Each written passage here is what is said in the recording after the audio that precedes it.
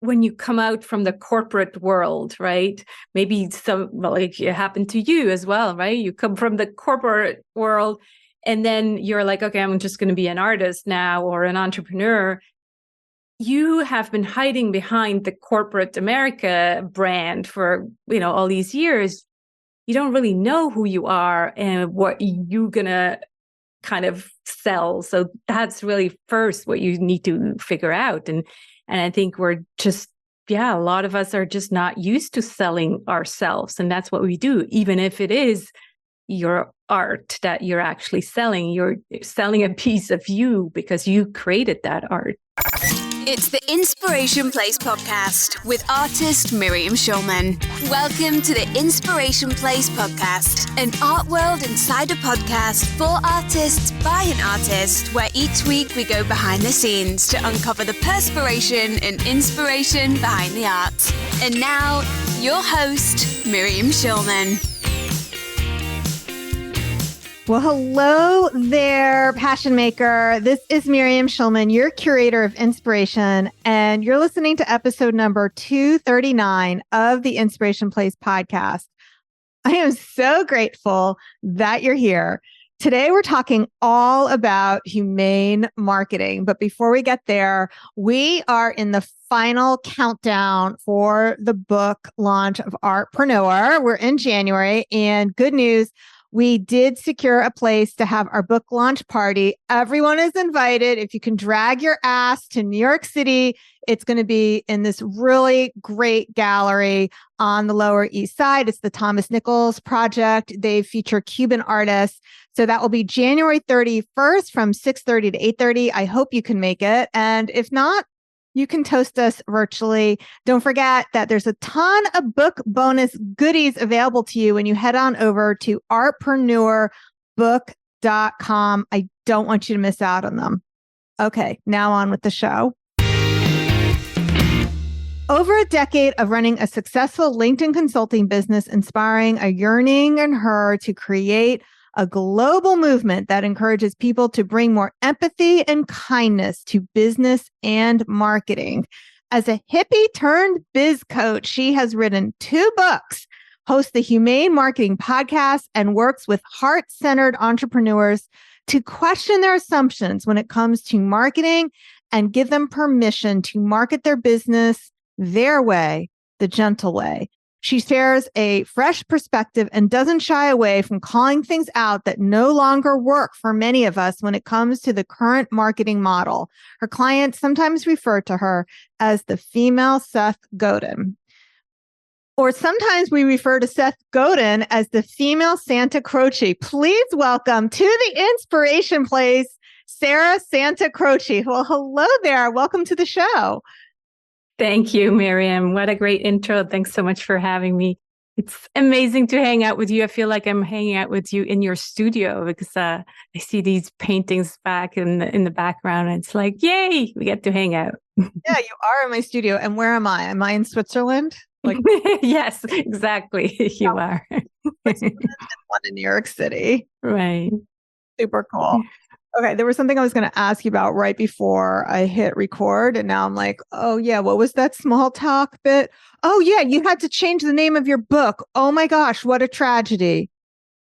Yeah, it's a tragedy that I kind of laugh about now. Or, how when you're on your knees in the bathroom and crying, people tell you, oh, there's going to be a silver lining. Don't worry, you'll see the silver lining. And you're like, what?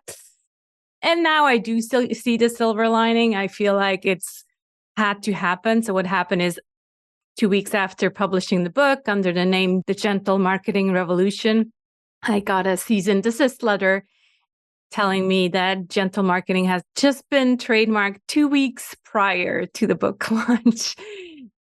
And so, it was going to be either getting myself into a legal battle or coming up with another solution. And I'm like, I'm talking about gentle marketing. Is this really what I need to get myself into? Negative energy, non-gentleness. And so, I kind of took the other route and started over. Yeah. Book titles you can't go after someone's book title. You do know that, right? But the name of your program as well, and you wanted to keep it is. Yeah. Everything I had built over the last 2 years, it was the program. It was basically the big idea. Right. And so what I realized after feeling really self-pity for myself, I realized, well, nothing has really changed. It's just a term. The content is still there. It's still my IP. It's still my idea. So I just need to find another term for it. which is Yeah, which is now, so the book I republished under the name Marketing Like We're Human. And what I'm using for my website and kind of the big idea is humane marketing. And the reason I really feel better about that now, it's because it's bigger, like I had to grow into that person, and it's bigger, it's more in the zeitgeist, it's more inclusive, because what I sometimes heard from men is like, yeah, that whole gentle thing, it doesn't really resonate. And so now humane is just, yeah, it means everybody. So feel good about it. like humane much better. Yeah.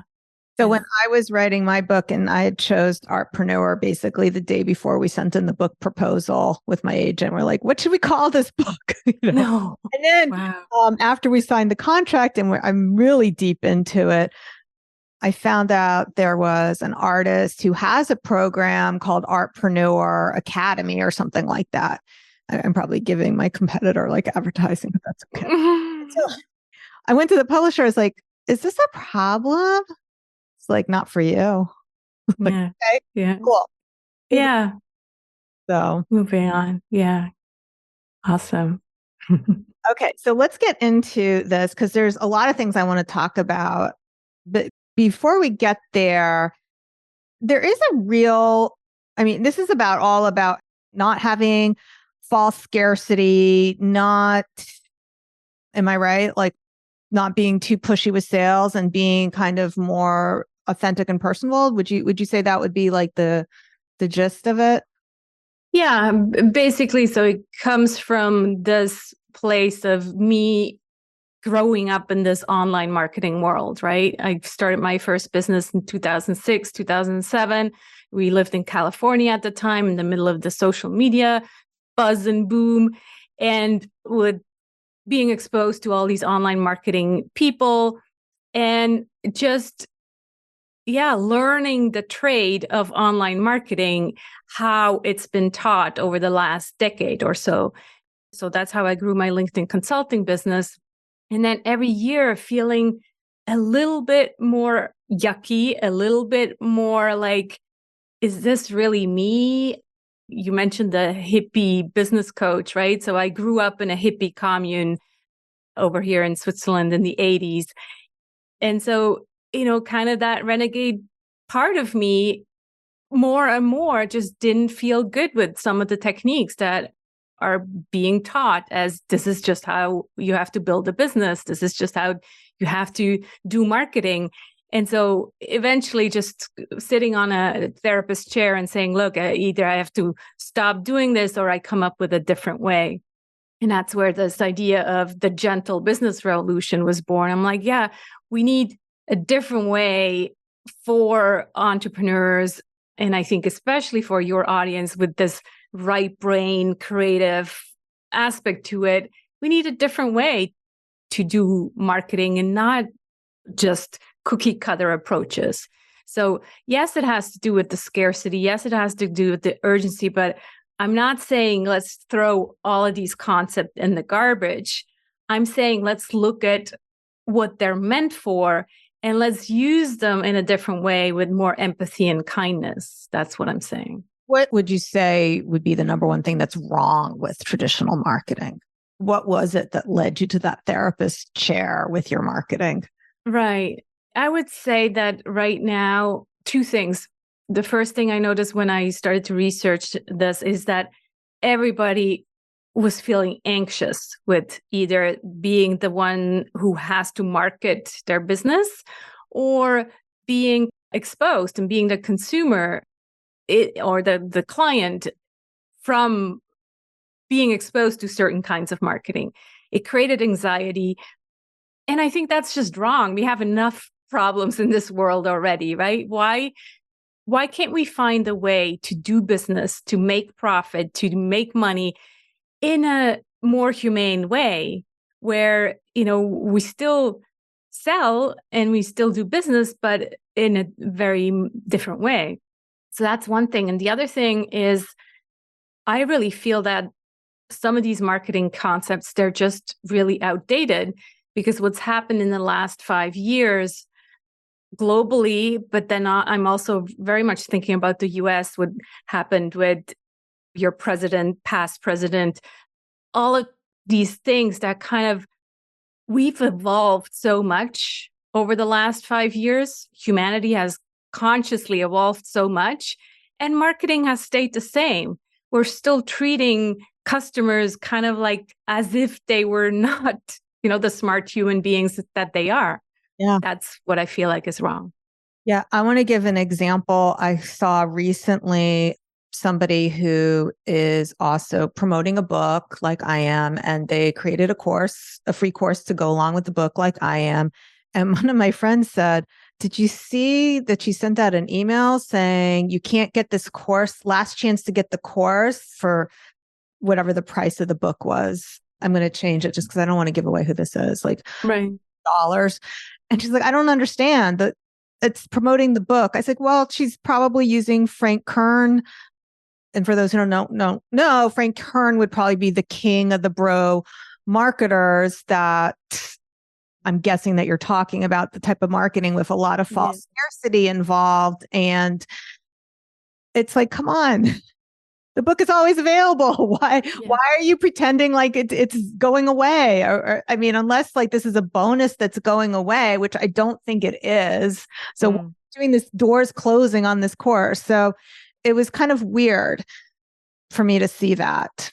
Yeah, exactly. And the weirdness of it is luring people into that, right? There is no transparency about the offer. If there actually was something, like you said, if the program goes away or something, and being very clear about that, there's nothing wrong with using some urgency, because urgency, what it does, it helps people make a decision. Yeah. And so it's natural to want to help people make a decision because that's our job. If we feel like we are offering something of value, then as marketers, we want to help people make this buying decisions. But there's a good way to do it and there's a wrong way to do it. Yeah. I mean, and now I want to give an example that I noticed recently of where urgency really helped. So what I'm going to give an example of. So I live in New York City, and there's a lot of what we call boutique exercise gyms. So I don't know that this is all over the country or all over the world, but it's definitely in the New York area where there'll be like a exercise place that only offers spin classes or classes or Pilates classes. And there are 3 places in my neighborhood that I like. 2 of them are 2 different kinds of Pilates, and one was a spin class. And this one spin cycle class, you could only sign up for the classes for the week on Mondays for that week. And a different Pilates class, you can only sign up for the classes on Tuesday for the week. And the third one, you can sign up whenever you want. Mm-hmm. One of them went out of business. Can you guess which one just went out of business? Yeah, the one where you can always sign up, right? And I'm not surprised because I found myself not signing up for it. Right. Oh, yeah. Call back. Oh, I can do it whenever I want. Oh, and that kind of sense of urgency, like, oh, there's only 10 Pilates reformers. I better sign up on Monday if I want to make sure I get my spot with the teachers that I like. That sense of urgency really worked with me, but it wasn't about the or they weren't manufacturing false urgency, but they were creating something that was actually giving me a benefit of being able to reserve with a class ahead of time. And you can sign up whenever you want to anytime kind of create a situation where people just didn't feel they needed to sign up at all. Yeah. It's really interesting because now, of course, that I have this title of humane marketing, I kind of feel like, oh, I need to do everything in a humane way. And so what I'm currently experimenting with the Humane Marketing Circle, which is my community.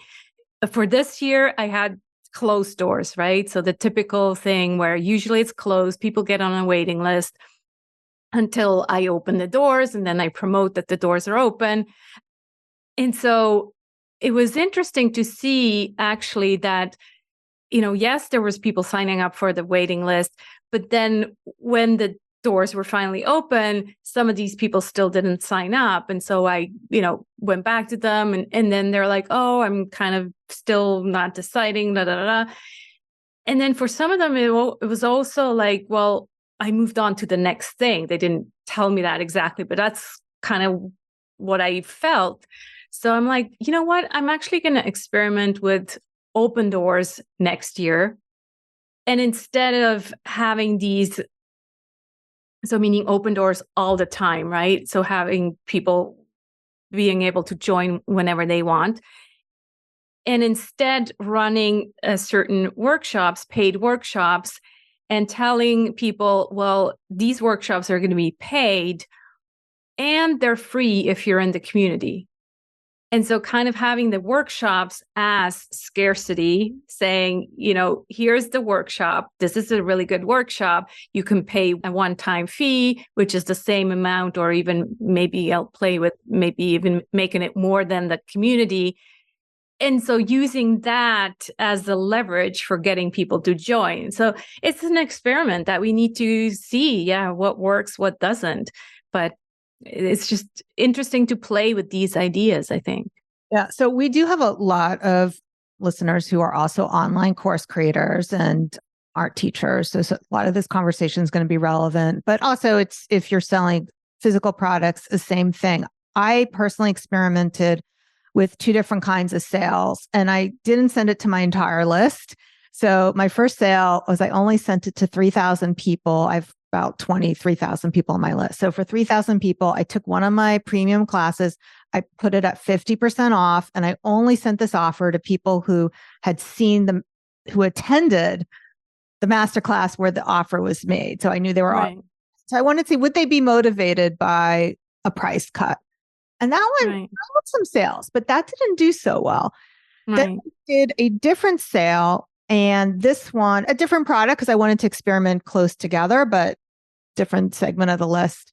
And I didn't put it on sale at all, but I had basically exploding bonuses that went away. So first day, you get this, a one-on-one with me. Second day, you had to sign up the first day to get that. Second day, you had to sign up by the second day to get a second bonus. And of course, people who sign up on day one get all the bonuses. And that worked much better. And so it showed me that a lot of beginning marketers think you have to put things on sale. Mm-hmm. What this showed me is that you don't. And by giving extra value and having these value offers go away each day, I made more sales. And also giving my audience a benefit. So it was a win for them as well. Yeah. It's just a matter of how we phrase these things. It always is, right? Yeah. And then I just want to let also my physical sellers, in case they think they're left out of the conversation, this absolutely works for you. This is no different than the way cosmetic stores, they have gift with purchase only during a certain time. So they're not saying you can't buy Lancome makeup after February 1st, but you can only get the free gift for a certain amount of time. So I've encouraged a lot of my clients to, what gift can you give with your art? So a lot of my clients did calendar sales in the fall, and they offered a free pen with it. And because that's something I've done myself, and that does really well. That you have this certain gift with purchase, and the gift is what goes away. So it's the same thing. Yeah, I love that. Okay, so what are some examples of hype marketing, and how would you reframe those into more gentle marketing? Well, we talked about the false urgency already, so that is definitely a big one. The scarcity as well. What I talk about in the book is the wealth signaling. What I've noticed over, the last decade or so is like all these webinars and the big gurus mentioning, I made this amount of money in 2 weeks with this technique, or this is how much money, or you even have the websites where they have, how much money they're making on a constant basis. All of this creates so much anxiety for the people who are not there yet. And then these people are using that wealth signaling, saying, this is how you're going to make so much money, if you follow these 6 steps. And then they basically sell the program of how they got there. So that, to me, it just no longer works. I feel like, I guess also because of the economy that we're in now, it feels wrong to tell people that if you just follow these 6 steps, you're going to be a millionaire just like me. It just doesn't work like that. Maybe back in 15 years ago, yeah, you can create a huge audience because you're the first blogger. Today, it doesn't work like that anymore. It takes a bit more than just putting a blog out there and hoping to make millions. So this, to me, is part of the hype marketing, using money and how much money you can make to sell programs. That doesn't work anymore. So a humane marketer is going to talk about the positive outcome, not the negative outcome. Well, what we also are taught is this idea of the gap selling, selling what you're missing, basically, and how shitty your life is because you don't have this certain art, or you don't have this program or whatever. And then waving this magical wand saying, oh, but I have the solution and I can get you to 6 figures, right? And so to me, that is negative marketing instead of positive marketing, where it's like we use empathy and perspective taking and saying, I get your situation. It sucks. Yes, I understand. But here are the different ways that you can get out of this situation. And that's exactly what you're doing with your artpreneur, right? It's like, I get it, but it's not like you're telling them, this is super easy. Here's the 6 steps and you're going to be a millionaire. It takes work. And I feel like we need more of that in marketing. Yeah, there's a couple of things I want to unpack. So first of all, one thing that I tell my artists is that we learn from the whole bro marketing, traditional marketing culture, sell the pain. This is your... Yeah, exactly. Yeah, I remember you reading about that in your book. Oh, yeah. But if you're an artist, you're providing pleasure. So think about, the example I give in my book is that they would never promote a movie by saying it relieves boredom. That's right. like the main point. They would say it's a great movie and it's so much fun, or it's so scary, or it's whatever it is. So you're selling pleasure. So it's more about not thinking about their night sweats. So traditional marketing is going to say, what's keeping them up at night? What are their night sweats? It's all about their fantasies and their wet dreams. Like, what is that pleasure that your art class, that your art product, that even if you're not selling one of those things, but you're selling, like you are, a coaching program or something else, how is what you're offering pleasurable? Like the pleasurable way to make money, perhaps. Yeah. I love that chapter in your book. And I'm thinking, even especially now that everything is gloomy and gray, right? If we're coming with our marketing and it's like hitting us on the head with how shitty everything really is, it's like nobody, we're all frozen and nobody wants to spend any money anymore. Yeah. Instead, if you focus on the pleasure and the positive outcomes, that is so much better. Yeah. Okay. So why is selling so uncomfortable, though, for so many of us? I think it has a lot to do with the worthiness and really believing in yourself. And you start out like that in your book. And that's part of my book as well, the rumbling piece of really figuring out who you are, what you stand for, what your story is, and believing in that. And showing up with that. And that goes for artists, it goes for entrepreneurs, and especially I was just on a podcast yesterday.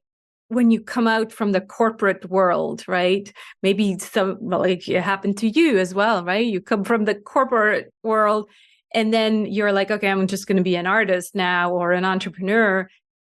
You have been hiding behind the corporate America brand for, all these years.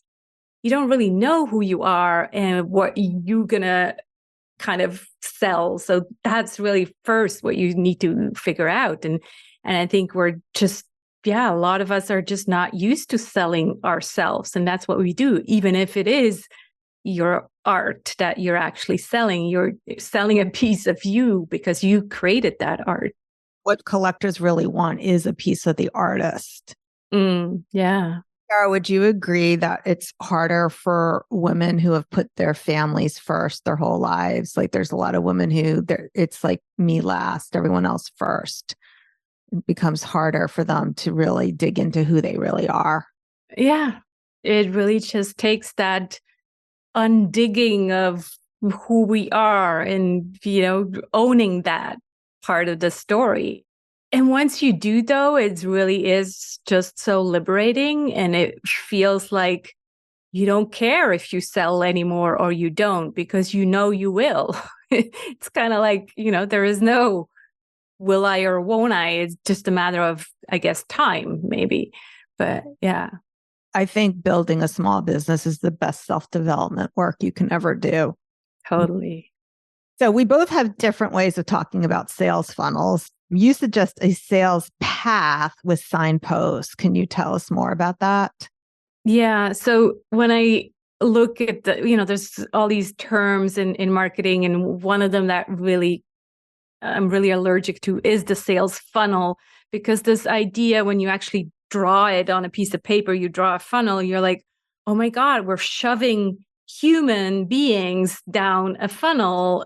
And it's just kind of like freaky and gross almost. So especially if you think about what they do with animals and, to go into slaughterhouses and stuff. So it really is gross how we're treating humans. And so I wanted to find a different way. And what came to me is the gentle sales path, where really what you're trying to do is get people into your world, right? And it doesn't have to be forceful, and not everybody has to go down the same path, really, because that's also, I think, kind of my message is like, let's empower our clients.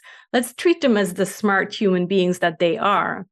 And so if we give them a path and we give them different signposts, and by signposts, I mean, the other word that I don't really like is lead magnet. So that's what we're usually taught. We have to have a lead magnet at the top of this funnel. And so then we shove everybody through the lead magnet and into the funnel. And so I'm saying, well, we don't just need one of these signposts, bracket lead magnets. We need several, because we need to just be a bit everywhere. And for one person, it's going to be a podcast episode. For another person, it is a book, it's a written blog post. And then give them these different entry ways to our gentle sales path that then eventually leads to our serene garden. And that's kind of my word for the sales conversation. It's like, I want them to go walk through this garden to discover all these different signposts, and then sit with me in my serene garden to have a sales conversation. That's beautiful. I love that.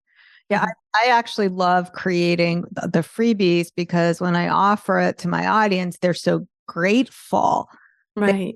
Oh, you're selling to me. They're like, thank you for giving us all this free stuff.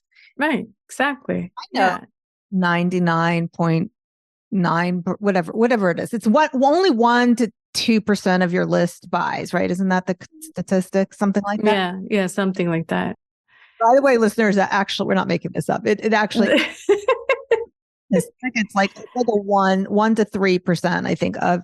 And right. those of you, though, who have small lists, like I know that there are people artists on my list with like only 400 people, that percentage is higher. So the bigger your list and the less warm your audience is, then that percentage. But for most people, on average, it's like 1 to 3%. So I know 99% of the people are never going to buy from me and they're just going to enjoy my free content. And that's totally okay. And then 1% will, and that's who I'm in the garden with, as you say. Yeah, exactly. Yeah, yeah. And it just kind of gives us this more free approach that we don't feel like we have to be forceful, because we know that we want clients who make their own decisions, and we don't then need to clear any objections or convince them. We need to just warm them up and then, yes, have this conversation in our serene garden. But most often what happens if you market this way is that people just say, how can I buy? How can we start? Because they have done their own research and seen all your signposts and your freebies and all of that already. All right, that's beautiful. Okay, so there's a number of ways you can work with Sarah. First of all, her book, Marketing Like You're Human. Wait, did I get the name right? Like We're Human, yeah. So we have a link to that in the show notes. Of course, you can just skip me and go over to Amazon, but it is linked on the show notes, schulmanart.com/239. We've linked all the places, Sarah. And then if you want to go deeper with Sarah, she has a way you can work with her. It's called the Humane Marketing Circle, humane.marketing/circle. Would you tell us a little bit more about that community and what it is? Yeah. What I'm trying to do there and what I'm doing there is really creating a community that talks about what works. So it's not a community where you're going to learn the 6 steps on what you need to do in your marketing, but we bring questions to share. Everybody comes in as a leader and shares, this is what works for me. What are you guys doing? And I really bring in kind of this hippie community DNA that I know I'm good at. I'm good at hosting the space and having people collaborate and share. And okay, what about this? What do you guys feel about this? And so that's what we're doing there. And it's a growing community. We have about 50 members now. And I really feel like you're being part of a bigger movement for humane marketing, not just another community. Beautiful. Okay, so we'll link to that in the show notes as well. And don't forget, Artpreneur. It is going to be on the bookshelves January 31st in English-speaking places. We don't have foreign rights yet. We're working on it. You can get it online. We've linked to all the places on the book pre-order form where you can get it, because I know that people from Europe and Australia were asking me about that. So bookdepository.com, you can get worldwide free shipping from them. So we made sure we linked to that as well on the pre-order page, artpreneurbook.com. But we will not discriminate against you. If you want to support your local bookstore, and they can order it for you, you just, talk to the store manager. All you need to do to get the bonuses is your name, your email address, and your order number. So whatever order number on your receipt, we will accept all of them. Okay, artpreneurbook.com. All right. So Sarah, do you have any last words for my listeners before we call this podcast complete? Yeah, what I'd like to say is that after listening to Miriam and I talking about this, I don't think you can unhear what you've heard today. And I really hope that it's planted a seed and that you will look at everything that you receive, marketing messages that you receive, look at it from that humane marketing lens and feel, like Maria Angelou says, it's like, does it make you feel good? Because if it's people that you want to hang out with, it's going to make you feel good. And otherwise you unsubscribe. And then once you kind of do that, then you'll also learn from the people where they make you feel good. You'll do the same thing in your marketing. And it's just like this ripple effect of making each other feel good. I love that. All right, my friend. Thank you so much for being with me here today. I'll see you the same time, same place next week. Stay inspired. Thank you for listening to the Inspiration Place podcast. Connect with us on Facebook at facebook.com/SchulmanArt, on Instagram @SchulmanArt, and of course on schulmanart.com.